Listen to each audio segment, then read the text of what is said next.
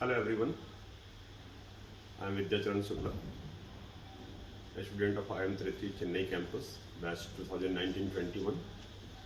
This video blog is part of the class activity of subject Indian Economic Policy.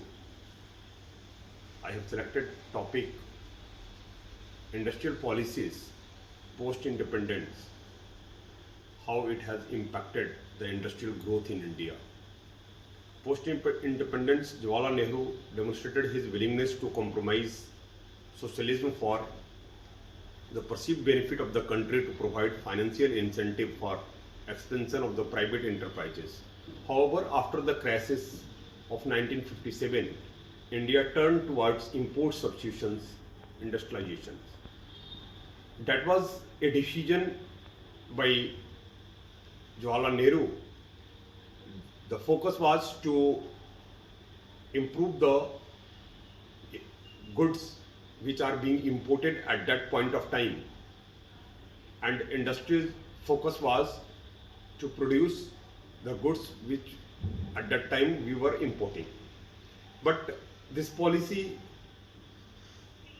was not successful, and due to emphasis of the government on the import substitution, we fell on the crisis of the foreign exchange, and because we have not focused on the export, our export has also gone down, and there was a problem of the foreign exchange. After that, they have slightly modified it and they started the License Raj. License Raj was also a very huge problem. By License Raj, the government was having the control on the industrial development, and industrial policy resolution 1948, government monopoly was established in the automatic energy, railroad, mineral, iron oil industries, aircraft manufacturing, and all other. Then after that, industrial policy resolution 1956 extended the preserve of the government for 17 industry to further 12 industries. In 1956, life insurance business nationalized, and 1969 large commercial bank nationalized. Then Monopoly and Restrictive Trade Practices Act 1970, designed to provide the government with additional information on the structure and investment of the all firm with the assets of the more than 200 million to strengthen the licensing system.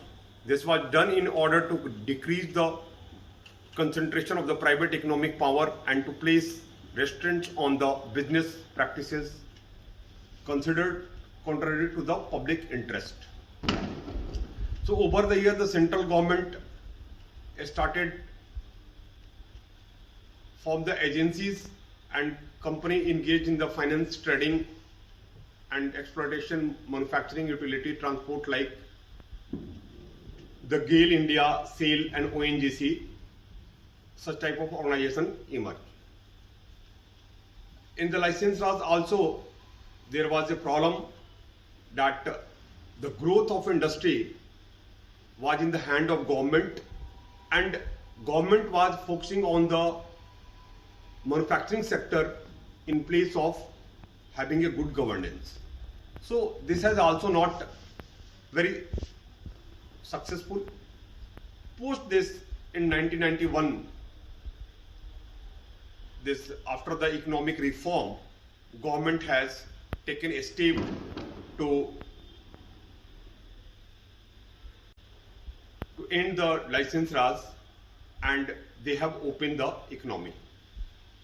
So post 1991, we have a very good growth rate in industrial development, and overall the foreign exchange problem has also been resolved, and today we are having the highest 500 more than 500 billion of foreign exchange.